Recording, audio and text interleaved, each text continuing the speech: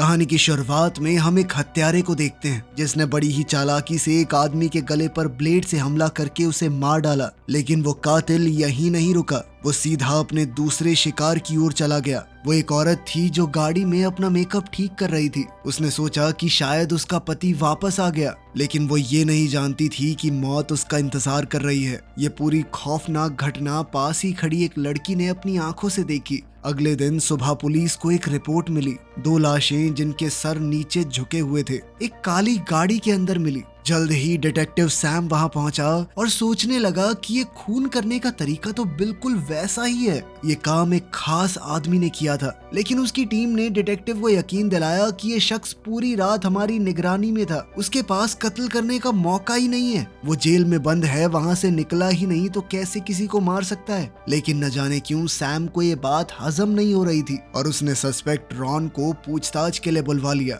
Ron ने सीधे मुंह एक भी सवाल का जवाब नहीं दिया। उसका ये घमंड सैम को बहुत ज्यादा चुभ रहा था, लेकिन उसके खिलाफ कोई सबूत था नहीं, इसीलिए पूछताछ बस फॉर्मेलिटी बन गई। जाते वक्त रॉन एक जवान लड़की से टकरा गया। उसका असली खतरनाक रूप एक पल के लिए सामने आया, लेकिन उसने तुरंत अपने आप को संभाल लिया। उसे लगा कि पुलिस स्टेशन में इस तरह की हरकत करना ठीक नहीं होगा, पर वो ये नहीं जानता था कि ये वही लड़की है जिसने पिछले दिन जुर्म होते हुए देखा था। लड़की ने भी कुछ बोला नहीं, बस वो बड़े ध्यान से रॉन को देखती रही।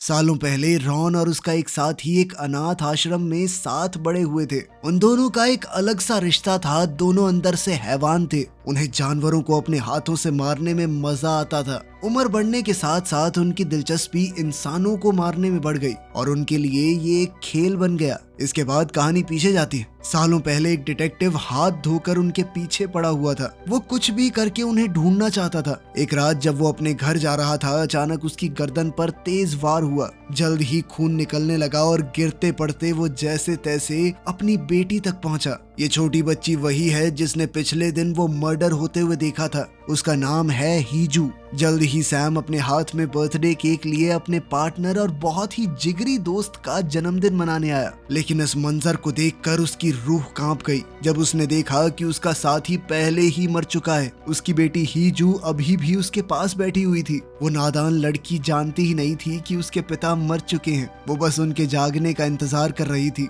ताकि वो दोनों मिलकर उनका जन्मदिन मना सकें। ये देखकर रॉन के दिल में गहरा दर्द उठा। उसे लगा था कि कातिल का कोई सुराग नहीं है, शायद बच निकलेगा। लेकिन जल्द ही वो कातिल पकड़ा गया। उस पर कई मुकदमे चले। रॉन ने कुछ महीनों में ही 7 कत्ल किए थे, लेकिन सबूत सिर्फ एक के लिए ही मिल पाए। इसीलिए उसे सिर्फ और सिर्फ 15 साल की सजा हुई। विक्टिम के परिवार वाले इस फैसले को समझ भी नहीं पाए। सैम को इस बात का बहुत गुस्सा था कि ये जानवर 15 साल में छूट जाएगा। उस दिन उसने फैसला कर लिया था कि बदला लेकर रहेगा। तब से आज तक उसके दिल में बदले की आग जल रही थी। उसने कसम खाई कि रॉन को उसके जुर्मों का हिसाब देकर रहेगा। छोटी हीजू ने ये सब देखते हुए कातिल का चेहरा हमेशा के लिए अपने दिमाग में बसा लिया था। लेकिन जब सब लोग गम में डूबे हुए थे, उनकी नजर एक आदमी पर नहीं पड़ी जो अंधेरे में छुपा हुआ था। सिर्फ रॉन ये बात जानता था कि जिसने उसे धोखा देकर जेल भिजवाया है वो उसका पुराना करीबी दोस्त है, वही हत्यारा जिसे हमने कहानी की शुरुआत में देखा था।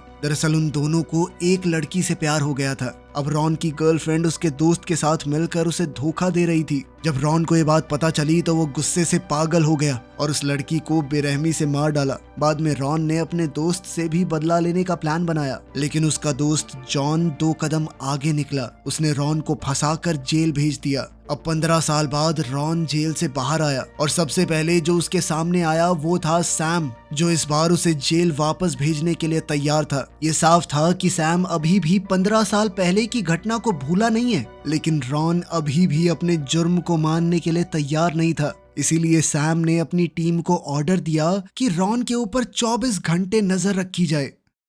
इस सब के बाद सैम ने सबसे कहा कि चलो सारे के सारे 500 की पत्ती निकालो, और वो सारे पैसे उसने चुपके से अपने पास रख लिए। एक नए ऑफिसर को लगा कि हमारा बॉस तो हमसे ही पैसे वसूल रहा है, लेकिन उसका शक तब खत्म हो गया जब सैम ने एक मोटा सा लिफाफा एक लड़की को दिया। ये लड़की कोई और नहीं बल्कि हीजू है, जो अब बड़ी हो चुकी है। पिछले 15 साल में हीजू जो अब एक अनाथ थी, वो कभी किसी अनाथ आश्रम में नहीं रही। पिछले 15 सालों से पूरा पुलिस डिपार्टमेंट यूं ही मिलकर हीजू की परवरिश कर रहा था। जैसे जैसे हीजू बड़ी हुई, वो एक समझदार और दयालु लड़की बन गई। स्टेशन के हर इंसान को वो बहुत प्यारी और मेहनती लगती थी। स्टेशन में मौजूद हर एक पुलिस वाला उसे अपनी बेटी की तरह रखता था। इस समय में हीजू ने अपनी माँ पर भी नजर रखी हुई थी, उस माँ पर जिसने उसे छोड़ दिया था। उसके दिल में माँ के लिए प्यार भी था और नफरत भी, लेकिन फिर भी वो अपनी माँ को तकलीफ में नहीं देख सकती। उसका सौतेला बाप जो अक्सर उसकी माँ को मारता पीटता था, वो उसे एक आंख पसंद नहीं था। वो हीजू की आंख में रड़कता था।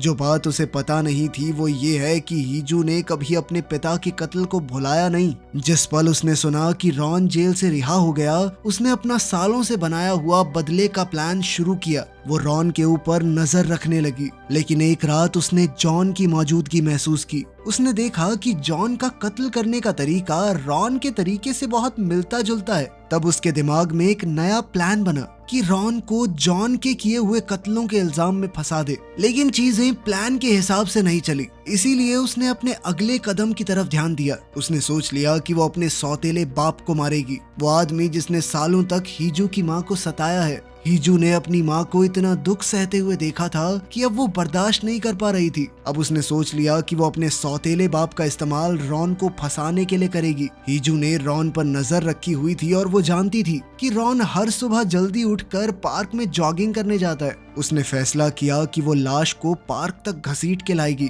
ताकि रॉन सीधा शक के घेरे में आ जाए, क्योंकि उसका तो पहले से क्रिमिनल रिकॉर्ड है। जब रॉन वहां आया तो उस आदमी के मौत के तरीके को देखकर हिल गया। उसने पहचान लिया कि ये तो मेरे स्टाइल से मारा हुआ है, कोई तो उसकी नकल कर रहा था और इस सब के चक्कर में पुलिस अब उसके पीछे पड़ जाएगी। उसे महसूस हुआ कि असली हत्यारा कहीं आसपास छुपा हुआ है और जल्द ही उसे एक शख्स दिखाई दिया जो दूर खड़ा देख रहा था। रॉन जल्दी से उसके पीछे भागने लगा, लेकिन वो आदमी भी तेजी से वहां से दौड़ने लगा। रॉन उस आदमी से लंबा था और रोज लगभग 10 किलोमीटर भागता था, लेकिन इस सब के बावजूद वो छोटा सा आदमी तेजी से वहां से भाग गया और जल्द ही रॉन की नजरों से फरार हो गया। यह आदमी कोई और नहीं बल्कि हीजू ही थी। वो देखना चाहती थी कि आखिर रॉन उससे कितना तेज है, ताकि वो अपने बदले के प्लान को और बेहतर तरीके से बना सके। जल्द ही एक के बाद एक कत्ल होने लगे। सबका तरीका रॉन के पुराने स्टाइल से मिलता जुलता था, लेकिन पुलिस को कोई पक्का सबूत नहीं मिला कि रॉन ने ही ये सब किया है। गुस्से से भरकर सैम ने रॉन का दोबारा सामना करने का फैसला किया।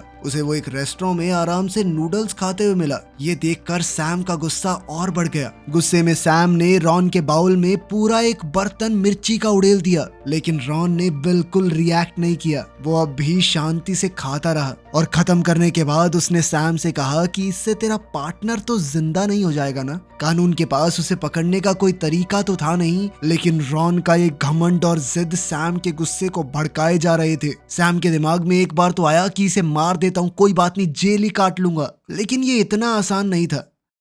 बाद में अपने घर पर रॉन ने महसूस किया कोई आहिस्ता से दरवाजा खोल रहा है। उसने तुरंत अपना फोन बंद किया। अंदर घुसने वाला मेहमान कोई और नहीं बल्कि रॉन का पुराना दोस्त जॉन था। दोनों एक दूसरे की चालों से पूरी तरह वाकिफ थे, इसीलिए उन दोनों में एक खामोश सी लड़ाई शुरू हो गई। जॉन कुछ बोला नहीं क्योंकि उसे पता था कि उसके हर कदम पर रॉन की नजर होगी। जैसे ही वो दरवाजा खोलने लगा, रॉन ने वहां चाकू अड़ा दिया और जब जॉन ने दरवाजे को कान लगाने की कोशिश की तो रॉन ने तुरंत वो छुरा ऊपर गाड़ दिया। सालों जेल में रहने के बाद भी रॉन का निशाना बिल्कुल सटीक था। रॉन की इस हरकत से जॉन सोच में पड़ गया कि इससे सीधा लड़ना सही होगा या नहीं, लेकिन रॉन के लिए असली हैरानी की बात तो तब हुई जब एक और मेहमान वहां आ गया। ये कोई और नहीं बल्कि सैम था। रॉन को देखते ही सैम की आंखों में गुस्सा बढ़ गया। उसे शक था कि रॉन किसी नए जुर्म की प्लानिंग कर रहा है, लेकिन सैम को पता नहीं था कि कोई उस पर भी नजर रखे हुए है। दो आंखें जो छुरी की तरह तेज थी।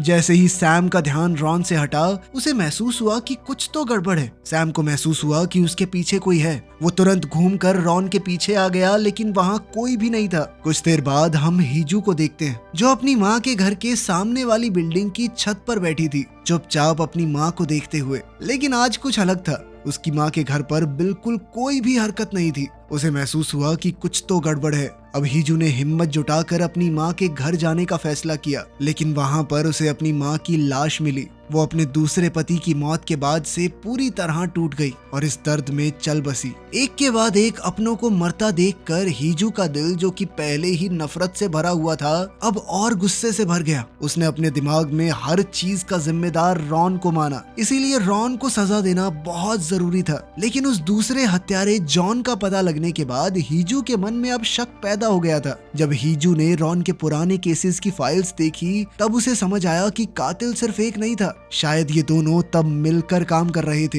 दोनों के तरीके भी काफी हद तक एक जैसे थे। हीजू ने जल्दी से उस आदमी के रिकॉर्ड्स निकाले। पुलिस स्टेशन में उसका वैसे ही रोज का आना जाना था, तो उसने बड़ी आसानी से पता लगा लिया कि इसी आदमी ने रॉन की रिपोर्ट की थी, जिस वजह से उसकी गिरफ्तारी हुई। ये साफ था कि इन दोनों के बीच में कोई तो कनेक्शन है, जो अब इस हद तक खराब हो गया था कि वो दोनों एक दूसरे की जान लेने को तैयार हैं।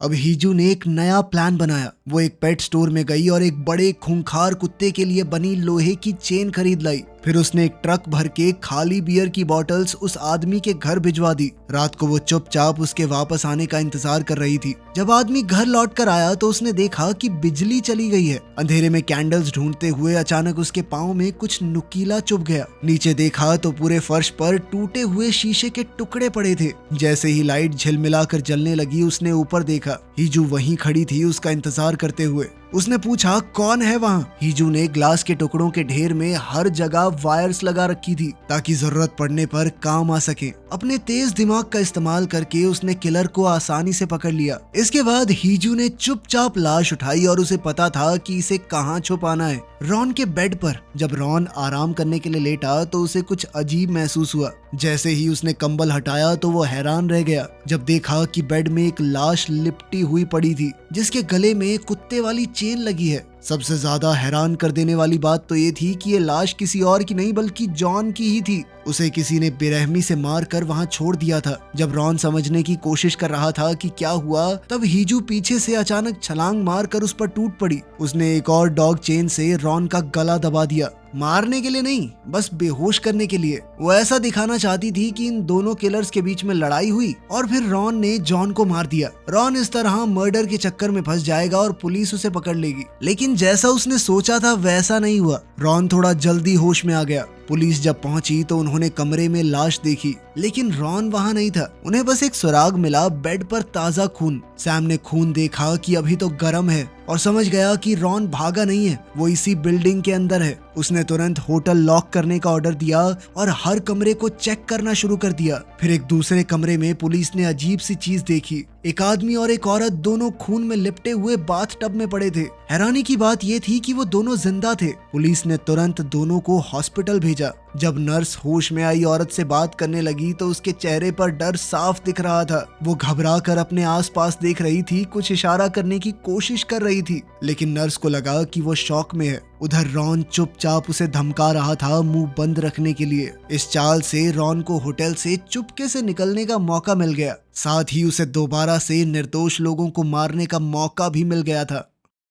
इसी बीच सैम, जो क्राइम सीन पर था, सोचने लगा कि रॉन आखिर भागा कैसे। तब उसने बेड के नीचे खून का एक निशान देखा। मैट्रेस उठाते ही पता चला कि इस कमरे में रह रहा आदमी तो वहाँ मरा पड़ा था। रॉन पहले ही बिना कोई निशान छोड़े निकल चुका था। अपना प्लान पूरा करने के बाद हीजो को लगा कि चाहे रॉन पकड़ा ना भी जाए, लेकिन अब वो एक वांटेड किलर है। अब बात अपने आप खत्म हो जाएगी। अब वो अपने सपने पूरे करने पर ध्यान दे सकती है। लेकिन जब उसने अखबार में हेडलाइन देखी तो वो हिल गई। पुलिस वालों ने ये तय कर लिया था कि रॉन किलर नहीं है। उसके खिलाफ उन्हें कोई खास सबूत नहीं मिला था। दरअसल ये ऑर्डर्स ऊपर से आए थे कि रॉन का नाम साफ कर दो, क्योंकि वो नहीं चाहते थे कि पुलिस एक ही आदमी को पकड़ने में नाकाम घोषित हो जाए। लोग बोलने लगेंगे ना कि एक हत्यारे को पकड़ नहीं पा रहे। सैम इस सबसे ज्यादा खुश नहीं था। ये सुनकर हीजू बहुत परेशान थी। उसने तय कर लिया था कि इस दरिंदे को इसके गुनाहों की सजा दिलाकर रहूंगी। उधर रॉन ये तो जानता था कि पुलिस उसका कुछ नहीं बिगाड़ सकती, लेकिन अपने आप को बेगुनाह साबित करने के लिए उसे पता लगाना होगा कि कौन हमेशा उस पर इल्जाम लगाता रहता है। रॉन एक इंटरनेट कैफे गया ताकि कुछ सुराग पता लगा सके। ज्यादा देर नहीं लगी उसे पता लगाने में कि वो पार्क वाला जो आदमी था वो उसी औरत का दूसरा पति है जिसे उसने सालों पहले मारा था। और तो और उस पुलिस वाले की एक बेटी भी है जिसकी उम्र और हाइट का पता लगाते ही वो समझ गया कि ये वही लड़की है जिसने उस पर हमला किया था। ये बात जानते ही मानो उसके दिमाग में बल्ब जल गया हो। इस वक्त वो कैफे के अंदर ही सिगरेट पी रहा था। जब कैफे का मालिक उसके पास आया कि सर ये बंद कर दीजिए, तो रॉन ने उसे धुतकार दिया, चल भाग यहाँ से। कैफे का मालिक समझ गया था कि इस आदमी से पंगा तो नहीं लेना चाहिए। उसे ध्यान आया कि पुलिस ऐसे ही किसी आदमी को ढूंढ रही थी, तो उसने डायरेक्ट पुलिस को फोन कर दिया। सैम पास ही था तो वो तुरंत वहां पहुंच गया, लेकिन तब तक रॉन कैफे से निकल चुका था। बस एक आधी जली हुई सिगरेट कंप्यूटर के पास थी। सिगरेट अभी गर्म पड़ी थी तो सैम समझ गया कि रॉन आसपास ही है। बिना वक्त गवाए उसने अपनी बंदूक निकाली और सबको दीवार के साथ खड़ा होने को कहा। वो एक के बाद एक सबको चेक करने लगा, लेकिन भीड़ में छुपे हुए रॉन ने तुरंत झपट्टा मारकर सैम पर हमला बोल दिया। वो तुरंत बचकर बाहर की तरफ भागा और रास्ते में एक पुलिस वाले से टकरा गया। वो पुलिस वाला अभी भर्ती हुआ था तो गोली चलाने में थोड़ा हिचकिचाया। इतने में तो रॉन ने अपनी छुरी उसकी छाती में गाड़ दी, लेकिन उसे मारा नहीं। वो जानता था कि कोरिया में एक पुलिस वाले को मारना बहुत बड़ी दिक्कत हो जाएगी, फिर कुत्तों की तरह ढूंढेंगे मुझे ये। इसीलिए उसने पुलिस वाले की थोड़ी मरहम पट्टी कर दी ताकि वो बच जाए। फिर सैम की गाड़ी में ही वो सीधा पुलिस स्टेशन गया। गाड़ी देखकर तो गार्ड भी उसे डायरेक्ट सल्यूट मार रहे थे। उसके लिए सबसे खतरनाक जगह ही सबसे सेफ बन गई। उसका असली मकसद गाड़ी वापस देना थोड़ी था, बल्कि वो तो हीजू का एड्रेस निकालने आया था। इत्तेफाक से हीजू भी स्टेशन में ही मौजूद थी। उसने रॉन को छुपते हुए अंदर जाते देख लिया, लेकिन ऑफिसर्स को बताने की बजाय वो चुप रही, क्योंकि उसे पता था कि अगर छुपकर पुलिस स्टेशन में घुसते हुए पकड़ा गया तो सारी जिंदगी जेल में नहीं रहेगा, कुछ सालों में फिर बाहर आ जाएगा। अब हीजू ने अपना आखिरी प्लान बनाया। वो समझ गई थी कि रॉन पुलिस को बेवकूफ बना के आसानी से एड्रेस निकाल लेगा और फिर उसका टारगेट तो वो ही होगी। अब रॉन हमेशा की तरह चाकू का इस्तेमाल करके घर में घुसने लगा, लेकिन जैसे ही वो आगे बढ़ा मोशन डिटेक्टर लाइट्स अचानक से बुझ गई और एक परछाई उसकी तरफ धीरे धीरे बढ़ने लगी। जब इन दोनों का आमना सामना हुआ तो दोनों ने एक दूसरे पर हमला किया। हीजू ने सोचा कि आज मुझे वही डर महसूस हुआ है जो शायद मेरे पापा को महसूस हुआ होगा जब उन्हें छुरा मारा गया था। जल्द ही रॉन ने ये मान भी लिया कि हाँ, मैंने ही तेरे बाप को मारा था। गुस्से से भरी हुई हीजू ने उस पर हमला किया और फिर वहां से भागने लगी। रॉन भी हैरान था कि चाकू लगने के बाद भी ये लड़की इस तरह भाग रही है। उसे भागता देख रॉन ने सोचा कि उसे जाने नहीं देना। अगले ही सेकंड रॉन भी उसका पीछा करने लगा, लेकिन अजीब बात ये थी कि हीजू शहर की भीड़ भरी गलियों में नहीं बल्कि सुनसान पहाड़ी की तरफ गई। वहां तो रॉन को उसे मार पाना काफी आसान हो जाएगा। जल्द ही रॉन ने उसे पकड़ लिया और अब वो उसे मारने ही वाला था, लेकिन हीजू ने मौका पाकर रॉन को ही छुरा मार दिया और फिर दोबारा वहां से भाग निकली। साथ ही उसने सैम को फोन मिला दिया कि रॉन मेरी जान के पीछे पड़ा है, जल्दी आ जाइए। जल्द ही रॉन ने हीजू को पकड़ लिया, लेकिन फिर भी इस बार उसे कुछ नहीं किया। रॉन जानता था कि इस लड़की को पुलिस वालों ने पाला है, वो उसे मारने नहीं वाला था। वो तो उल्टा हीजू के खिलाफ सबूत हासिल करके उसे फंसवाकर अपना नाम साफ करना चाहता था। जैसे ही हीजू को उसका इरादा समझ आया तो वो फिर से छूटकर पहाड़ों की तरफ भागी। कुछ देर बाद जब रॉन पहाड़ी के ऊपर एक पार्क में पहुंचा तो उसने देखा कि हीजू आराम से वहां झूल रही थी। उसकी आंखों में एक पक्का इरादा था। उसने अपना स्कार्फ निकाला और जानबूझकर रॉन के सामने फेंक दिया और फिर कहा कि इसे सैम को दे देना, ठीक है। उस वक्त रॉन को लगा कि हीजू बस पागल है। हीजू के गले में उस वक्त वही कुत्ते वाला कॉलर बंधा हुआ था। रॉन को समझ ही नहीं आया कि आखिर ये सब हो क्या रहा है। तभी अचानक पुलिस के सायरन्स की आवाज करीब आने लगी। तभी हीजू ने वो चेन अपने कॉलर से बांध दी और तेज तेज झूला झूलने लगी। उसने रॉन की तरफ देखकर कहा कि अब तुम्हारा खेल खत्म हुआ, सारी जिंदगी जेल में काटेगा तू। तेजी से झूलते हुए उसने अचानक से झूला छोड़ दिया। हाथ छोड़ते ही चेन एकदम टाइट हो गई और एक ही झटके में हीजू का गला टूट गया। वो मर गई और इसका नाम आ गया रॉन के ऊपर। उसी पल वहां पुलिस की एक बड़ी टीम आ गई। उन्होंने देखा कि हीजू लटकी हुई है और रॉन सामने खड़ा है। अब उन्हें किसी सबूत की जरूरत नहीं थी। रॉन को तुरंत गिरफ्तार कर लिया गया, लेकिन हीजू के बेजान शरीर को देखकर सैम पूरी तरह टूट गया। ये कहानी थी एक ऐसे बदले की जो कई जिंदगियों को खा गई। वीडियो पसंद आई तो लाइक कर देना, चैनल को सब्सक्राइब कर लेना। मिलते हैं अगली वीडियो में।